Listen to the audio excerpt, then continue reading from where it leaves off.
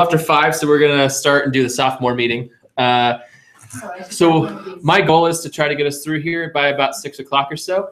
There's a lot less to cover if you came for the senior one than the typically junior and senior level info sessions. It's more of kind of a rah-rah shishkumbah. Let's get them all reared up and ready to go. Start thinking about certain things, and really that's kind of the main meat and potatoes of 9th and 10th grade year primarily. Some of this may be a little bit of a review for some people, depending on if you came to other meetings in the past, if you have older children and that kind of stuff, but it never hurts to review some of these things. Things tend to change in both the high school world and post-secondary world pretty frequently. And so there will be some things that'll be updated. So it is always a good idea just to get the latest and greatest information about what's going on in the world of high school and what is also going on in the world of like college and career. There's a couple things that we're going to talk through tonight. Let me actually get back on here. And I want to talk through a little bit about kind of like who I am. You guys all, I think I know each of you guys. Pretty soon, though, I won't know any of the freshman parents super well because we have a new freshman counselor. So she'll be taking on the 8th and 9th grade group of students. So starting next year, when I have this meeting, it'll be a lot of newer faces. I'm hoping to interface, enough with some of the parents in 9th grade as well as some of the students. But I won't know them quite like some of you guys I might know already. So this will be new for them. But a couple other things that we'll look at is kind of a review quickly a little bit about A through G. That closely coincides with our graduation requirements, which is this. I'm also going to be working on putting together a similar document that students can use. So students in 10th, 11th, and 12th grade will all get copies of their transcripts, which we'll kind of walk through a little bit of later on tonight in their pathways classes in the next 2 or 3 weeks or so to review their requirements. So obviously 10th graders are not going to have all their requirements completed, but they'll be able, we want to get them in a habit of self-checking their progress through high school. You as parents can also self-check. The transcript is always available within your Aries account. It looks slightly different than what it looks like, say, for example, when we print it for college applications and stuff, but all the same information is there. So this document is something I usually keep in the office. I could probably put it on the website too if people want to download a digital copy of it. But I will create one also for those A through G college requirements. But it's pretty close together. There are very few details that are different, which we'll talk and I'll highlight in the presentation itself. Talk a little about kind of what to expect out of the sophomore year. The sophomore year, thank God, is not like the freshman year.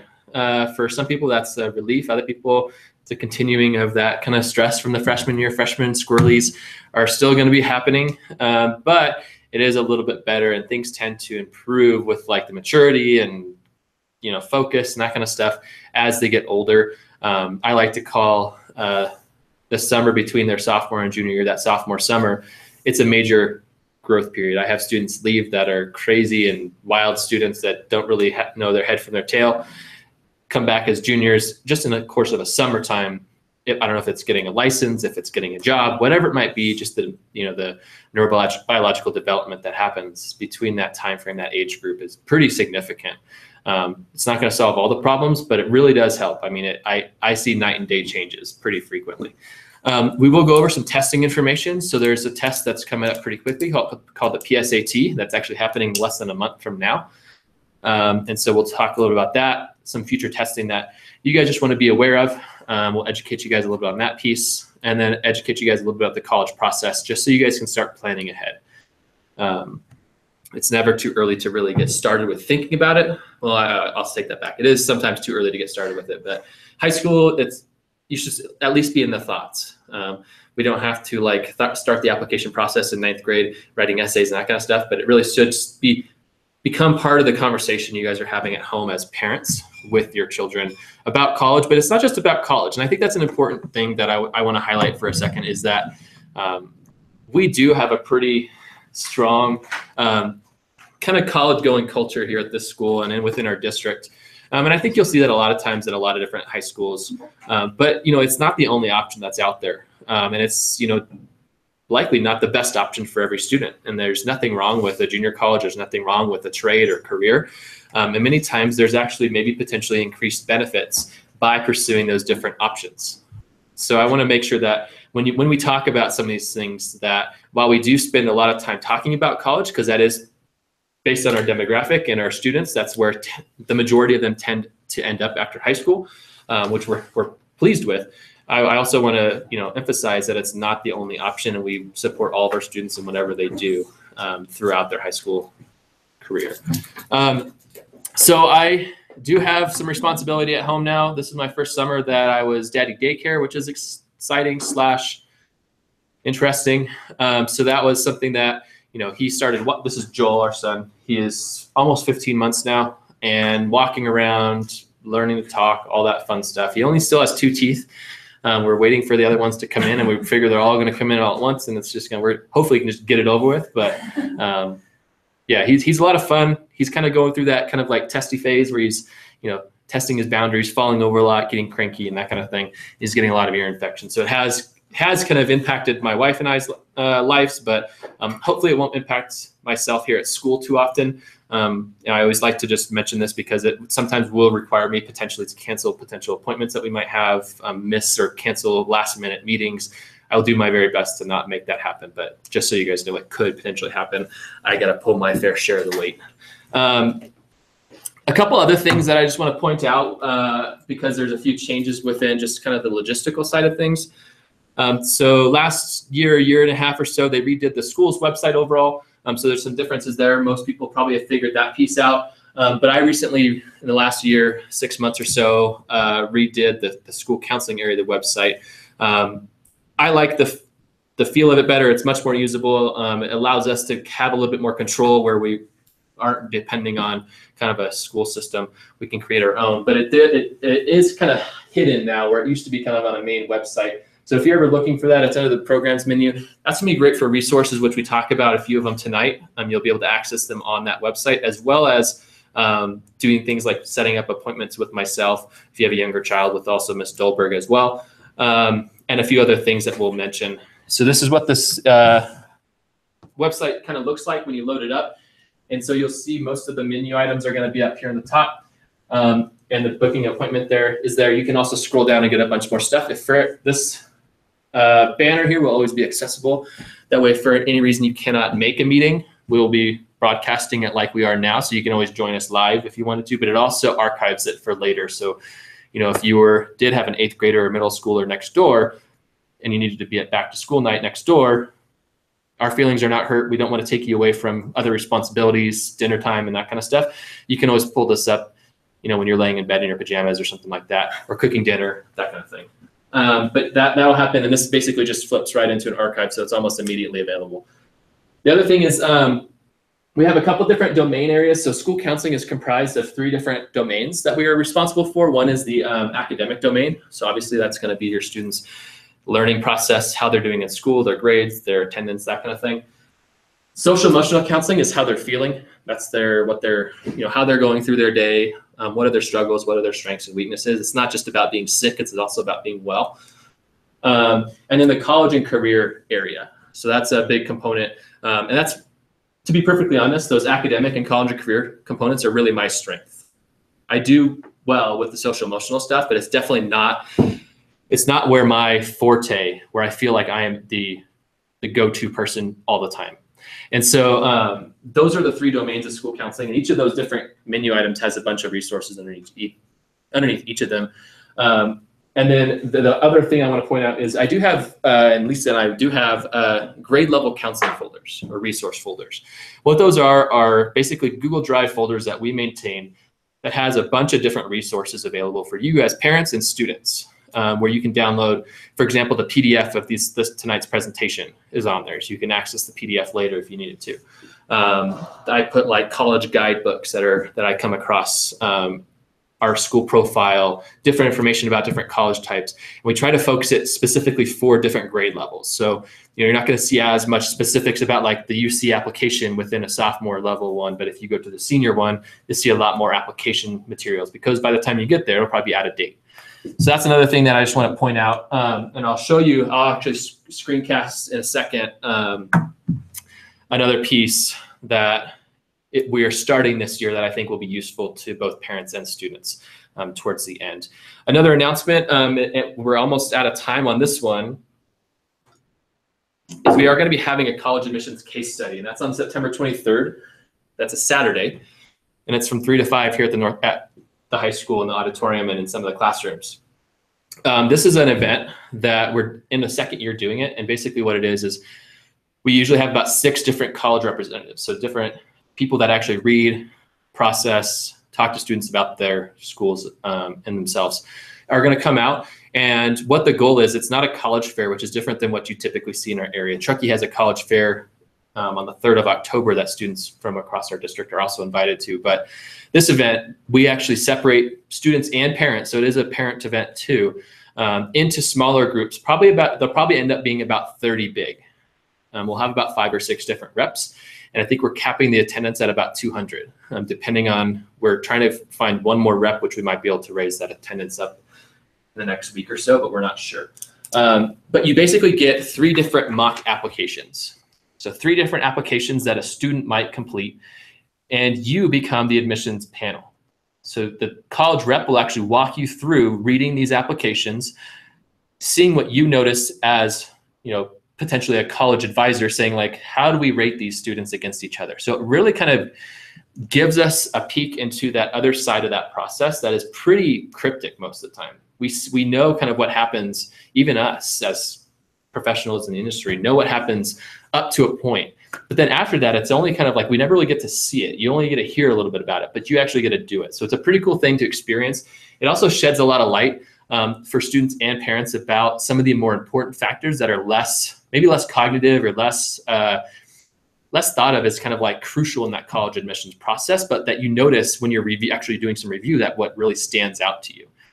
And then all the reps will come back for about 15 or 20 minutes at the end of that process. They'll share out the results of who got in, who got waitlisted, and who got denied. And then also typically do a kind of a short Q&A with some specifics from each of their schools. So we have, for example, we have University of Chicago coming out. We have St. Lawrence, Colorado Boulder. We have Santa Clara just recently canceled us, but we have hopefully something in the works to replace them either with another rep from Santa Clara or someone similar.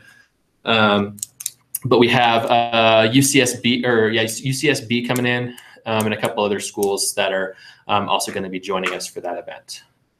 Required, and we will fill this up. So I would suggest if you are interested in coming, please make sure you register. Because it's not just our school, it's also Truckee High School, Sugar Bowl Academy, and T. They're all, I work with Karen and Katie from those 2 schools. You said it's in the auditorium? Yes, it'll start in the auditorium downstairs.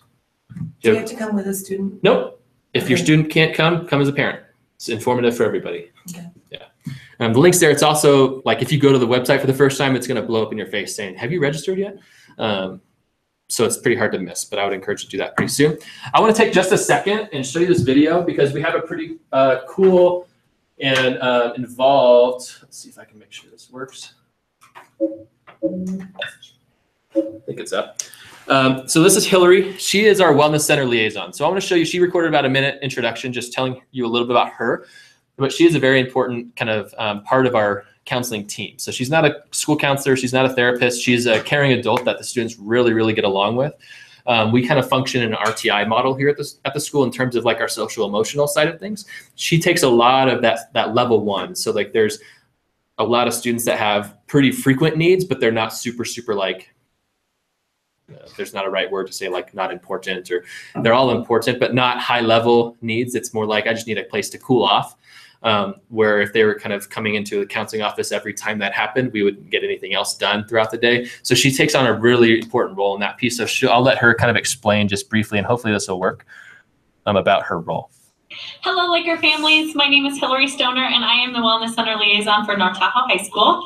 And the Wellness Program is a TTUSD program, and it's designed to help high school students access supports, get resources, and it also offers strategies to increase resiliency and overall well-being. As you can see, the Wellness Center is a comfortable spot, and I have tea and sometimes snacks, so students can drop in on their breaks and access support, resources, ask questions, or talk to a trusted adult, or it's also just a quiet spot for kids to do work. The Wellness Center also offers empowerment groups and workshops. We offer stuff on self-esteem, body image, stress management, emotional regulation, stuff like that. And we also have resources to provide for families and parents as well. If you have any questions, my email is hstoner@ttusd.org, and again, hstoner@ttusd.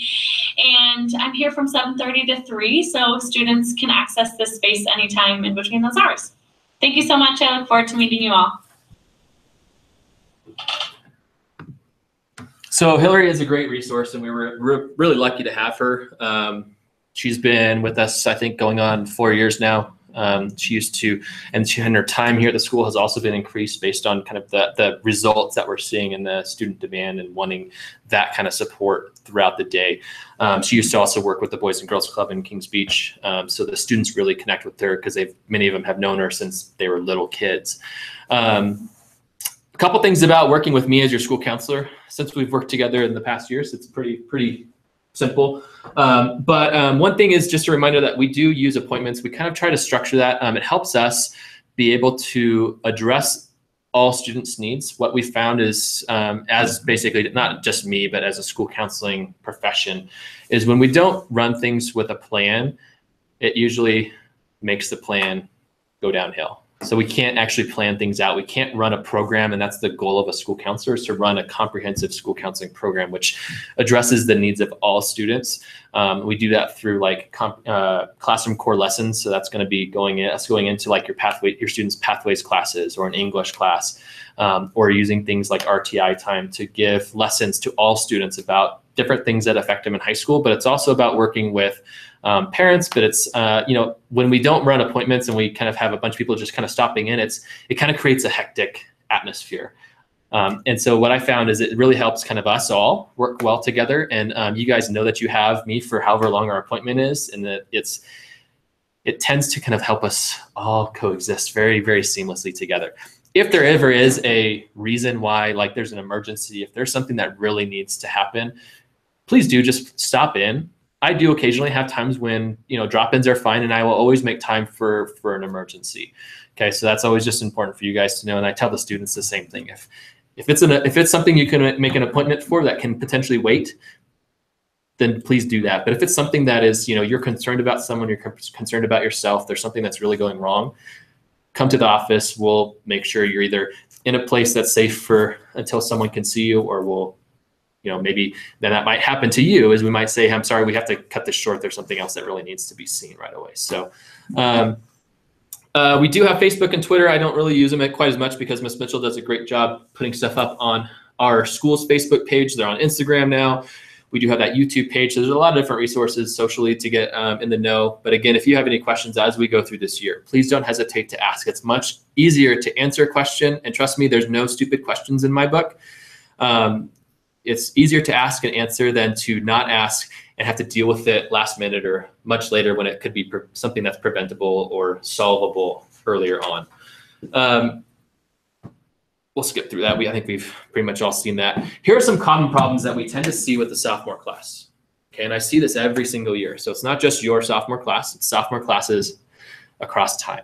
It's just that time of year when students really tend to kind of like feel like they're an adult. They tend to kind of want that responsibility of being an older teenager, of going into that adulthood stage of their life. Some of them, by the end of the year, start driving. They start wanting to have that responsibility, maybe have a job. But they don't really have, a lot of times, the maturity to make that all kind of mesh together. Okay, so what we end up seeing is they want their own decisions, but they can't follow through with how that's going to impact their future. So they have literally an undeveloped brain. Okay, their prefrontal cortex, which is a lot of the decision-making part of your brain, isn't fully developed. Well, some people it's not fully developed ever, but for most people, it's not fully developed until you're about 24, 25. Okay, and that's kind of the average when it's kind of starts to kind of be all the way there. All the neurons are connected. Our brain becomes less plastic and less moldable. But as teenagers, they literally can't make good decisions, and it's a physiological problem. Okay, so they see what they want, they go after what they want, and they don't think about how is driving 90 miles an hour down North Tahoe Boulevard. That looks like fun. That's going to be awesome. How is that going to affect me 5 minutes from now? They don't really get that until they get pulled over, and then it's the end of the world because they can't see, okay, now I'm in trouble. Now what? I can't, my life is over type thing. And that has a lot of consequences, both like consequences for their actions, but it also has consequences in that social emotional world too, where if they do get in trouble or they get an F in school or a C or whatever like sometimes students really, really have major issues with that because they can't think down the road like this is not the end of my life. For them, it very well could be. Like in their mind, they can't really think that far along, so it can cause some of those feelings. So you do see 9th and 10th graders especially, they start to get it in that junior, senior year a little bit more, but that 9th, 10th grade is really sensitive when they start having struggles in school, when they start having these bad decisions being made because they can't comprehend what that consequences truly means. So they kind of like take that consequence and blow it totally out of proportion many times. And that's why we see so much of, kind of that the drama or like that, like the emo-ness come out in that 9th and 10th grade year. They just can't process. They don't have the ability to. So that's something that we notice a lot of times. The other thing is they're still in that phase of life when they're focusing so much on that social acceptance.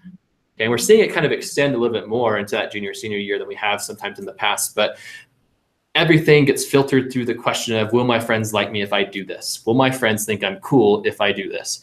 And if the answer is no, they're going to put up a resistance to that. Okay, and so that's a challenge that you'll see throughout this year. Luckily, it does improve over time, we hope. And like I said before, that sophomore summer, the summer between this next year and the following, is really when I think that light bulb starts to click on with what they're going to be doing after high school, because they come back and they're like, Reem, I want to take AP classes up. And these are students that like have D's and F's in 9th grade. They come back and they start nailing it. The problem is that sometimes it's too late for them to change that goal and actually make that happen. And that's the thing that really I get bummed out about, because they come in, they really want to be successful and something has changed. But that's the hardest conversation for me to have. Like, I'm sorry, there's not really a way that's feasible for us to get you to Sacramento State right off the bat. So luckily there's a lot of different options, but it is pretty heartbreaking sometimes having to have that conversation when someone is so stoked and ready to go. And I'm hoping it doesn't really like burn them out and like douse that kind of energy, but sometimes it does. But I want to be honest with students as well and give them a realistic picture of what that future looks like. The nice thing is 10th grade is not too late to solve some issues if that has happened to you or your child yet. Sometimes 9th grade goes like this. Sometimes it's normal. Sometimes it's awesome. If it was bad, there's still time to make stuff up. For example, in our district, say if a student got a D or an F in their classes, it could be difficult to be qualifying for that A through G requirements, which we'll go through briefly in a minute. Those are going to be the minimum expectations that four-year colleges are going to be looking for right off the bat. We have a program in the district for credit remediation called APEX, which is an online program. So it's for students if they want to repeat a D or an F grade that they've earned in their high school history, they can do that. And that will help them kind of get back on track if that's the case.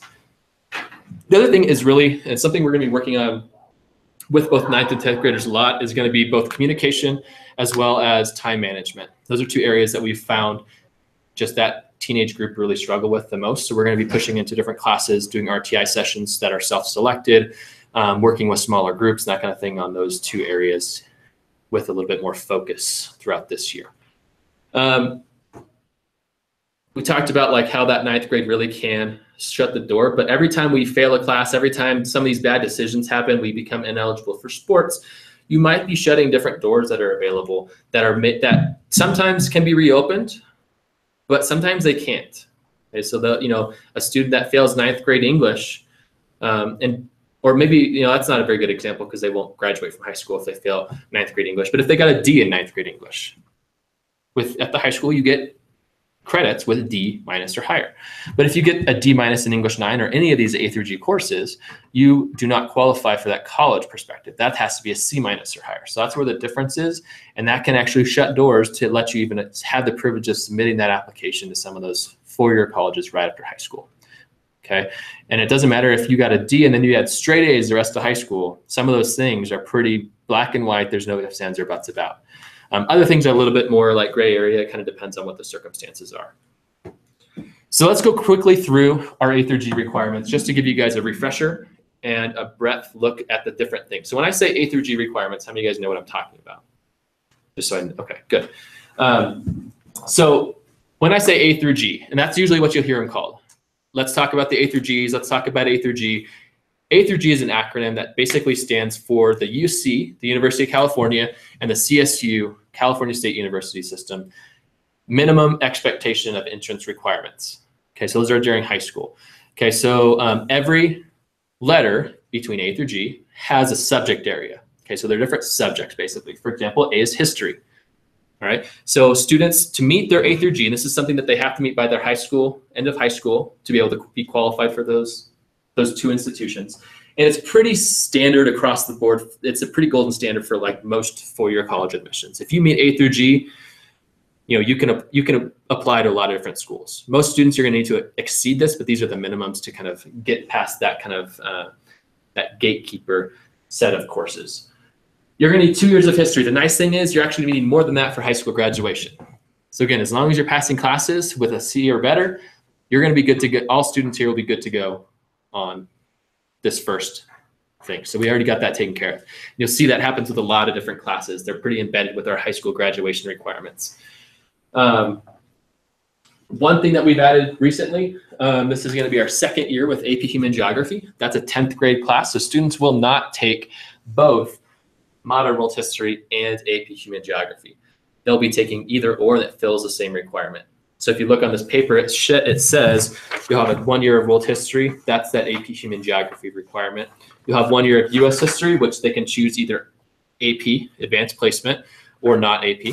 And then they'll have 1 year of government and economics, which is technically two different courses, but they're semester-long courses that are basically just change the topic at the semester break. They don't change classes, doesn't change periods or teachers. So that'll take care of all their history requirements. Again, the big thing there, and I'm going to re-emphasize this over and over again, especially with your students, is that it's got to be C or better. Ds do not get degrees when you're looking at college. The next one is English, and this is a big one. But again, as long as they're getting C's or better and they're taking the classes here, they're good to go because you got to have 4 years of English to graduate from high school as well. The 4 years of English here, we have our Honors English 9 program, which some of your students may or may not have taken.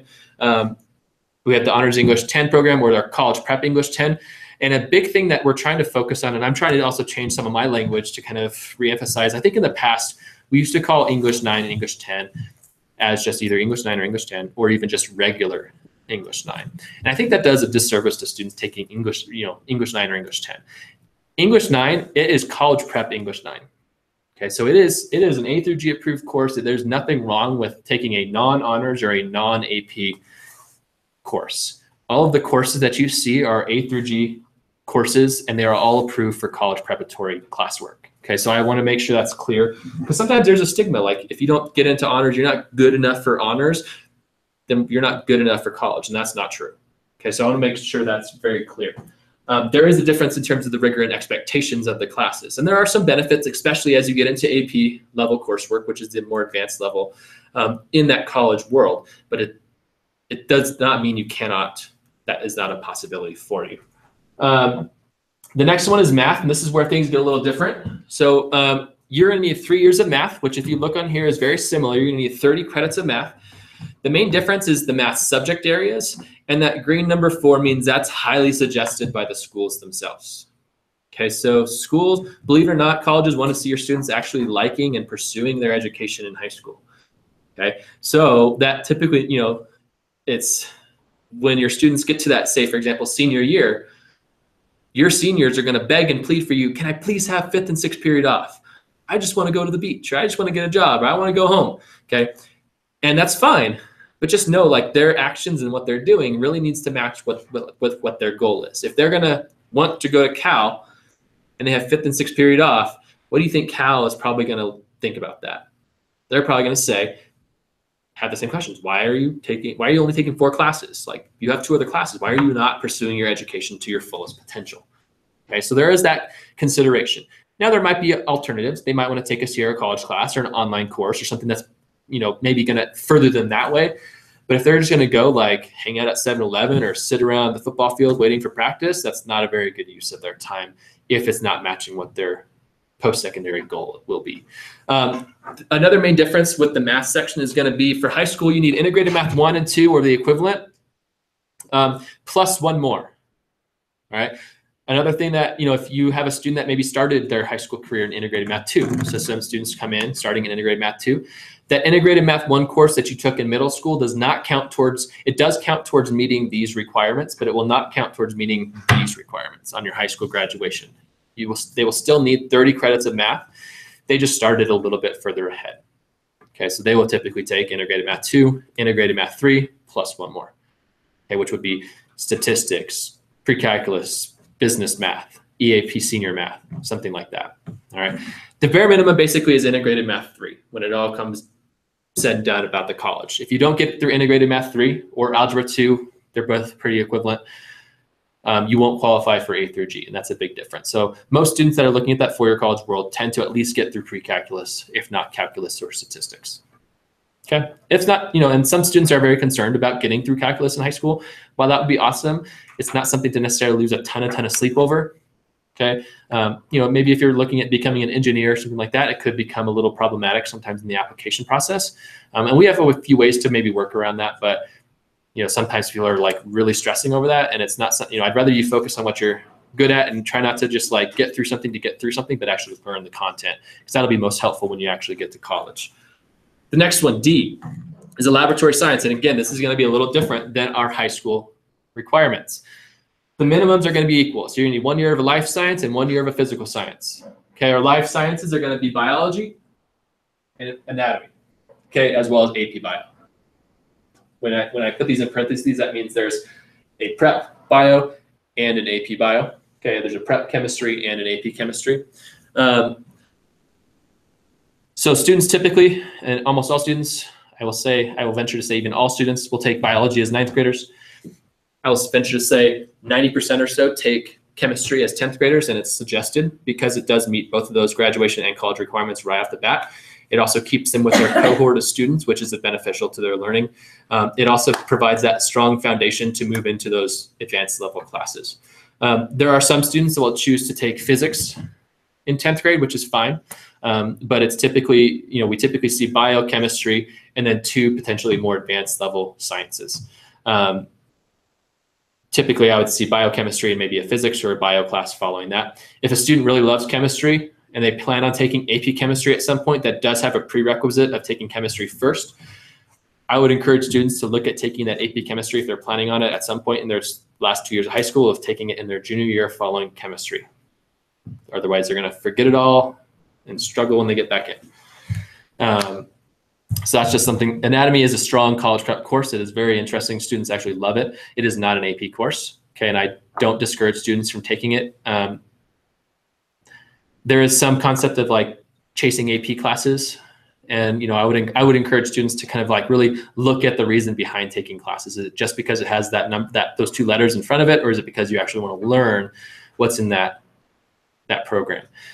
When we talk a little about comprehensive review next, there is such thing as something called demonstrated interest. Okay, and that's a part of the college process as well. Demonstrated interest basically means, are you showing schools that you're actually pursuing something that's similar to what you want to take maybe as a major, as a career? If you want to be a chemist, but you only take 1 chemistry class out of 2 or 3 that might be offered at your school, that's not demonstrating to them that you're very interested in that field. But if you want to be a doctor and you take AP bio and anatomy, okay, and maybe even AP chemistry, that's showing that you're interested in potentially that field. Okay, so that's what demonstrated interest kind of means. E is language other than English, and this is another little bit of a difference from our graduation requirements. For graduating high school, you only need to take 1 year of either a visual or performing art or a foreign or world language is really what they call it now, or a language other than English. Okay, they're kind of being a little more PC. It's not just foreign language, other language than English. At the high school here, we only have the Spanish language courses. Some students choose to take Coldstream French. Coldstream is becoming a more popular option for students. It's an independent study school. That's a full-time school in our district, but they allow students to take single subjects who go to our school, take single classes with them. They do have a French offering, but they're becoming more and more limited in terms of what their availability is because of the demand to take classes there because of some of the different flexibility options and our increasingly large ski academy program. Jeff, yes. Just a quick question on that. Is there a way to write in to support that program, or to say we want more support?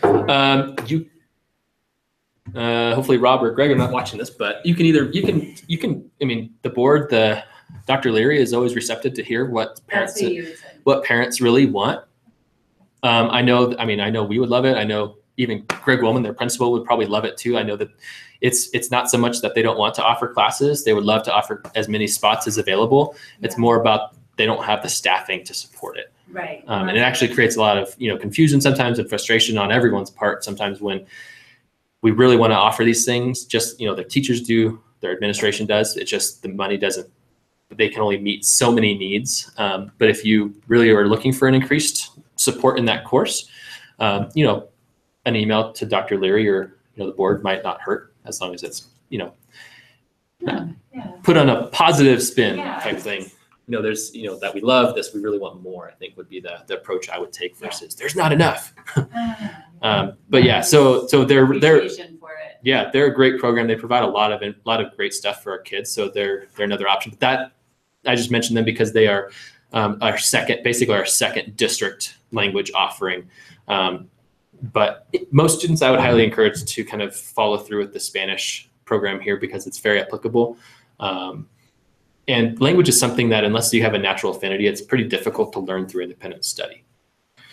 The visual, back this real quick. The colleges, I mentioned that we require 1 year for graduation. The colleges require 2 years minimum of the same foreign language.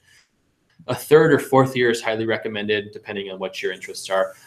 Some people say, like, what if I don't want to take 4 years? It's like, well, what are you going to replace it with? So it's not so much that it has to be fourth year of language, but if you're going to choose between taking no language and doing staff assistant in the office, or taking like a physics course to replace it with, one of those is going to look better. Okay. Balance is also important. So, you'll hear me talk about, trying to appropriately load students up. Some students really try to take it real hard. That's where that social emotional piece is. Students have to not only be happy to be successful, but they need to be actively engaged and actually learning things. Like when your brain gets so much stuff going through it, I'm kind of a geek, so it's kind of like a router. If you have a router at home, only so much can go back and forth. Once that hits that threshold, nothing else goes through and it starts to break, and that's why your internet goes down. Okay, same thing happens with our brain. There's only our pipelines are only so big, and if we start overloading those information pipelines, it starts not computing. We can't categorize our memories very well, and it becomes our learning process. It really takes a hit. We kind of across the board, not just typically in one class. The second to last one is the visual performing arts. Okay, this is a difference as well, where you need also a separate visual performing art course for these A through G requirements. And these are things, then this is why we have a pretty set 9th and 10th grade course kind of program or course of study.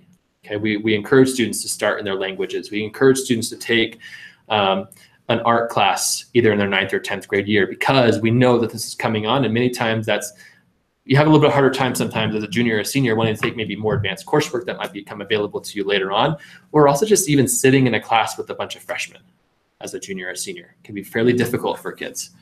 So all these band classes and art classes all apply here. The last one is G, which is college prep elective, and basically this is anything else. So like the optional years, say of math, can fill this. Every student's automatically going to get that economics half of a year's credit, because everyone needs to take that. That's a college prep elective. It's also going to be things like psychology, engineering, and culinary have recently been added to this. So your students, it was added last year. So if they took engineering or culinary as part of their CTE requirement, which is a graduation requirement, but not required for college,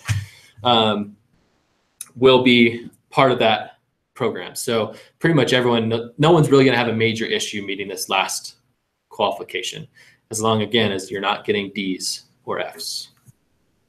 Any questions on the A through G's at all right now? Yeah. What's going on at Sierra College that there are so many North Tahoe kids over there? So I think there's a, so I have to be careful when I talk about Sierra College, not because they're a very great partner with us.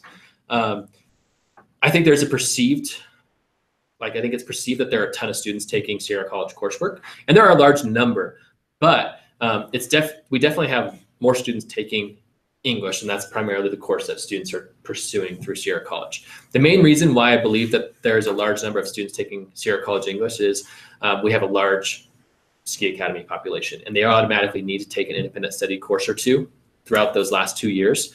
There are some pros and cons about taking English primarily, but there's a few other classes that sometimes students can take as well. A couple different things that are beneficial by taking, for example, like in their junior year, most students, if they're looking at Sierra College, would consider their English 1A course, which is that 11th grade equivalent of an English course. A few benefits are that sometimes students can get it in the summer. There's a 6-week course. Okay, I'll come back to that later in the cons.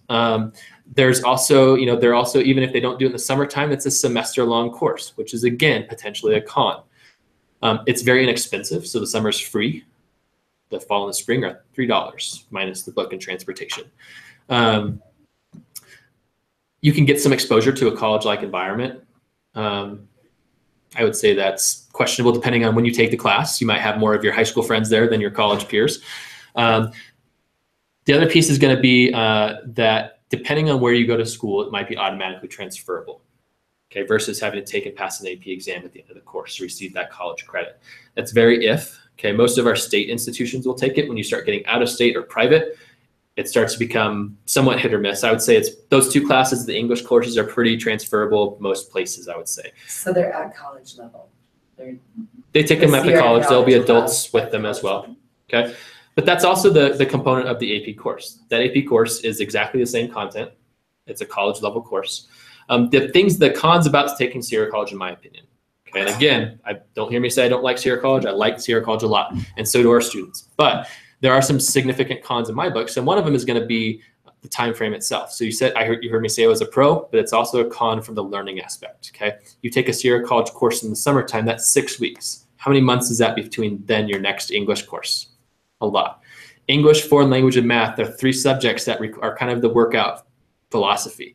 You either use it or you lose it in my book. Okay, and so if you are not practicing that English, which some students choose to do, but if you're not practicing that, I can read, I've used this kind of analogy in the past, but I can read 2 piles of college essays.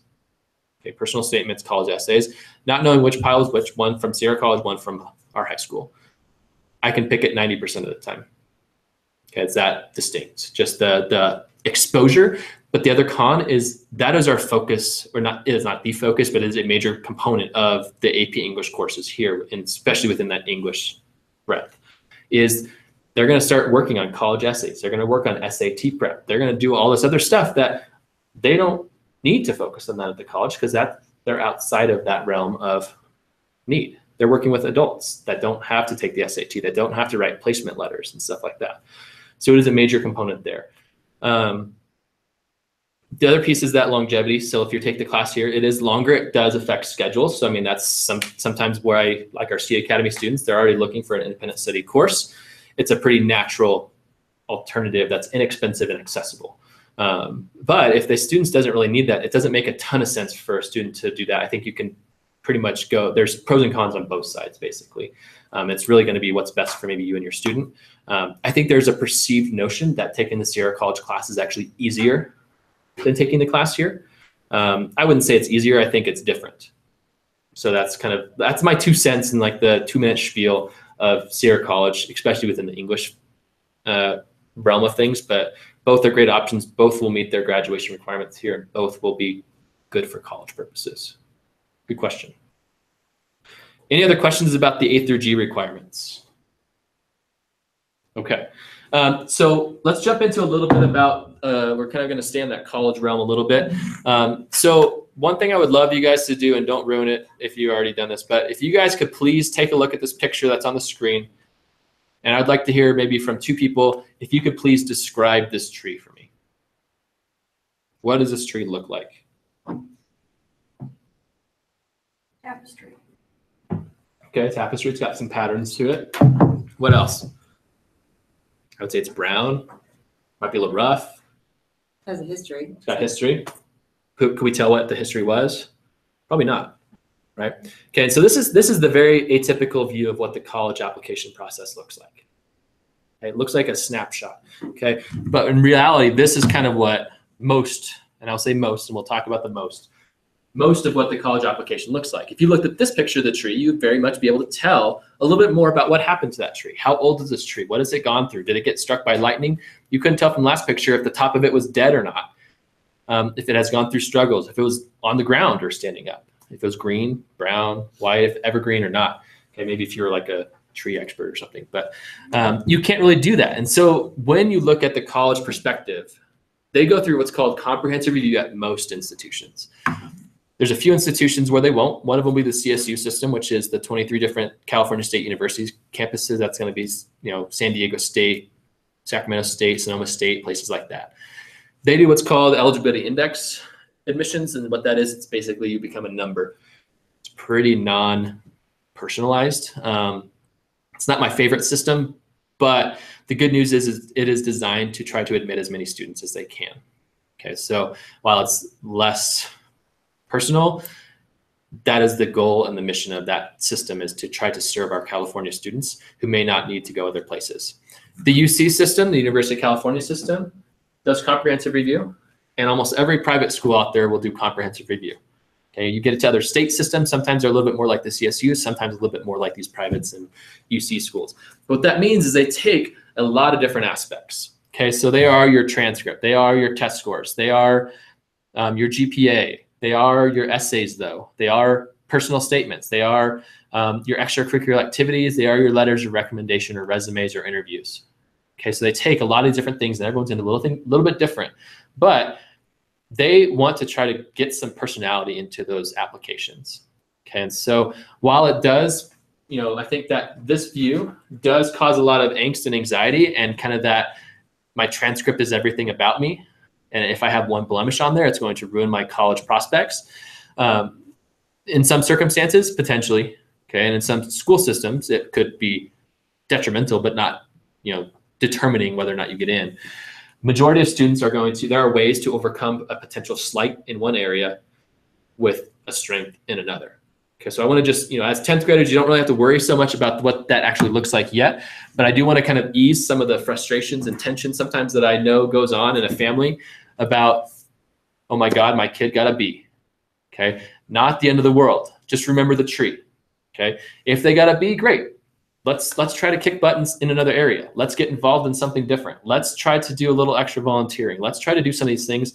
And again, I know it's kind of contradictory, and I know that we don't, in education in general and the society in general, we don't do a very good job kind of living up to it, but the college admissions world is not everything, as I stand here and talk to you about it for an hour. So I get the contradiction there, but it's more about, it's more about what your student grows through and learns than where they end up going. If you want a great book, look up Where You Go Is Not Who You Are by Frank Brunei. He's an editor for the New York Times and the Washington Post, and he does a lot of stuff on the college admissions world. And it's a book. It's a pretty short read, and it's kind of interesting. But it goes through and lists all of the success, because everyone has this perceived notion that everyone who's successful or everyone who has something in life went to an Ivy or went to a quote unquote #1 school, when actually it's false. Most people that are leaders in their company, top, Fortune 500 companies, senators, mayors, governors, went to local state schools, junior colleges. It's less about where you go. It's more about what you've learned through that process, how you've grown in that personal tenacity and kind of perseverance aspect. So if you want a good book to read before you get to that senior year as you're having conversations, I would recommend that one. A couple of things, we kind of talked through some of this, so I'll skip a few of these things. We do encourage to kind of start getting involved even more. with school. Sometimes that freshman year is a little bit challenging for students to kind of like embed themselves in the school culture. I think we've also had a big shift even in the last month or two in kind of that school spirit aspect. We have a rally tomorrow that, we have a little bit different approach to our leadership, and we have a link crew program for our incoming 9th graders that have kind of really drummed up a little bit of that kind of school spirit camaraderie aspect here at the school. Where I went to the first rally and it's like, man, this actually feels like a high school now. Like people are cheering and wearing colors and getting into it. Where in the past, it's, and it's nothing having to do so much with like the program itself. It's just like, there weren't student leaders there to kind of really, we can rah shish kumbah all we want, but the kids don't care that we do that. They care that the other kids are doing that. So that leadership group, the group of link crew leaders really have kind of like, when the kids see them doing it, they're really getting involved. So it's a really cool thing, but having a student in 10th grade starting to get involved is pretty important. Like I said, we're looking at the tree. So the more that they can do with their interests, okay, and that's the other piece, is like trying to do what they're actually interested in.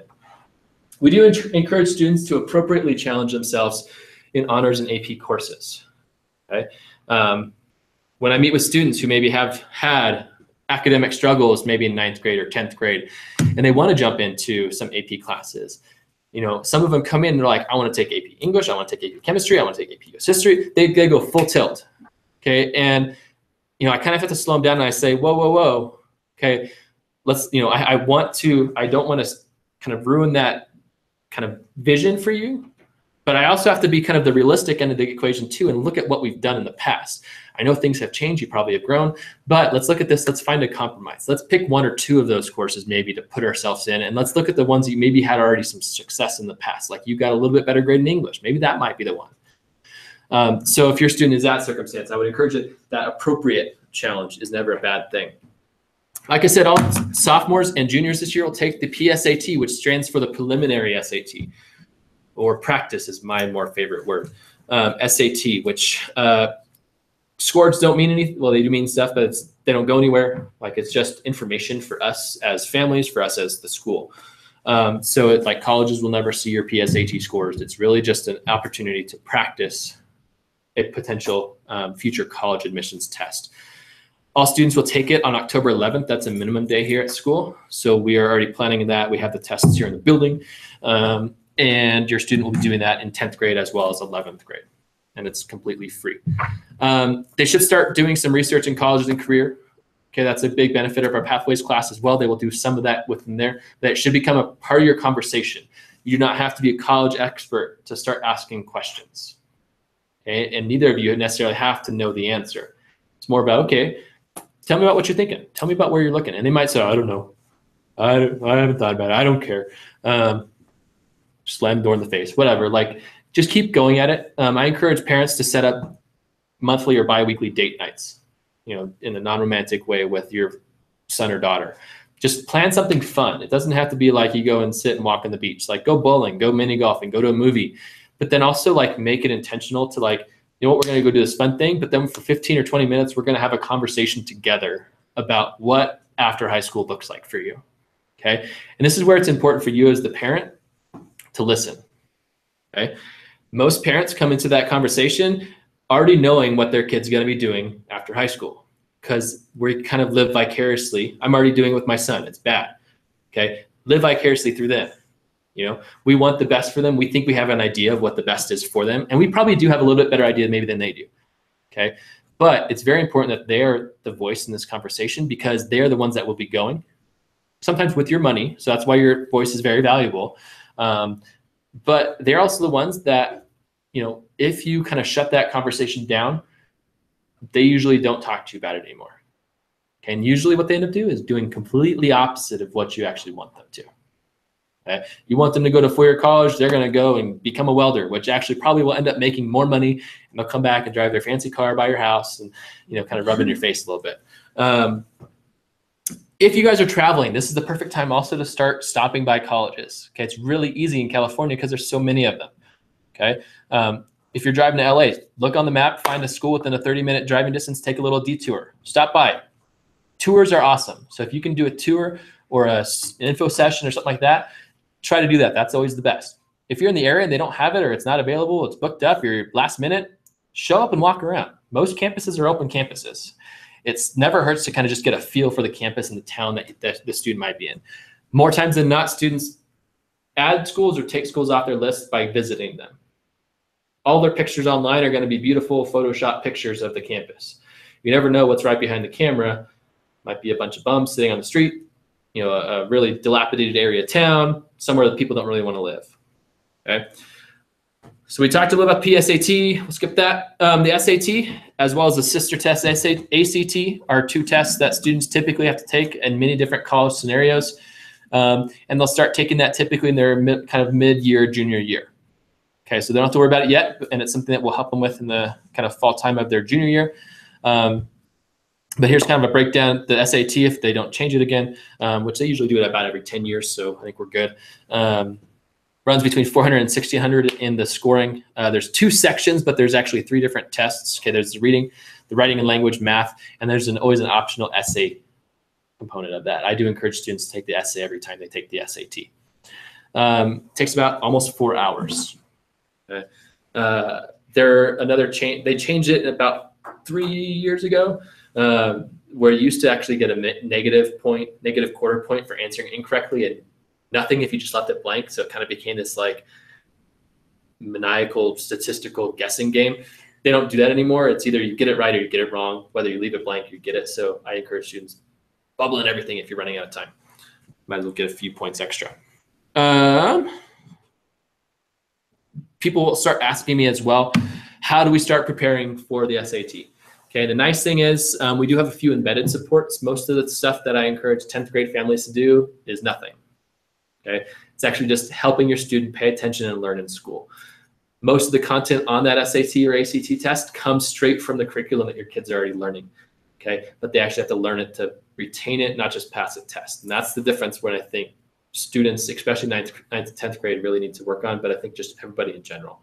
We're so caught up in the grades and not so much in the actual learning of the concept many times, is that we study, kind of in that short-term memory. We ace the test, but then if you asked us about it 2 months from then, they probably couldn't go back and tell you what they learned. Okay, that will be a problem on the SAT. So if that's your student, you might want to learn more, work more on the retention, the studying skills, that piece, rather than just learning math, or reading. Okay, everything that they're doing in school will tie back to this. When they get into that kind of 10th grade summer into that 11th grade timeframe, there are some prep tools that are sometimes helpful. There's a couple online programs as well as some programs that we bring into the school. For example, our Naviance program we provide free ACT prep, as well as College Board has partnered with Khan Academy, which is a wonderful math support tool with a bunch of different tutoring help as well, but they are officially partnered with the College Board and the SAT for providing official test prep. All right. The last thing is making sure students are studying. I suggest about 1 to 2 hours a night, and that's whether or not they have homework. Okay, if they don't have homework, I'm not looking for 2 hours necessarily, but they should spend an hour doing something related to their academics, most likely. That could be reading, it could be researching colleges, it could be planning their week, getting things calendared, whatever it might be. If they spend an hour a night, they will likely not have very many, if any, missing assignments throughout the school year. They'll be on top of things. It's when students don't spend time studying when we start seeing students start getting in trouble. All right. Lastly, community service, just a reminder, we require 30 hours by their senior year. That means sophomore year through your senior year, they're going to be doing 8 hours per year to pass pathways. They can complete the 30-hour requirement ahead of time and be good to go for graduation as long as it's properly documented. Okay, so that's just the difference between freshman year, which was the 6-hour requirement. It does bump up to 8 for the remaining years of high school. Any questions on that? This is what a transcript looks like. Just to give, it's kind of small, I realize. Okay, all of your coursework is going to be up here.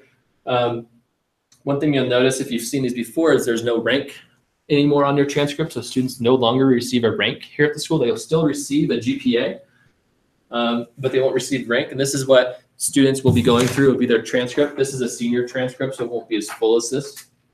It will show their course completed in 9th grade as well as what they're currently enrolled in.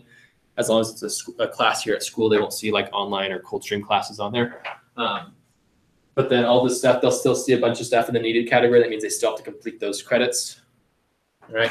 This one kind of shows a little bit closer down here. So let's see all their credit requirements, which is basically this in a less neat, markable fashion.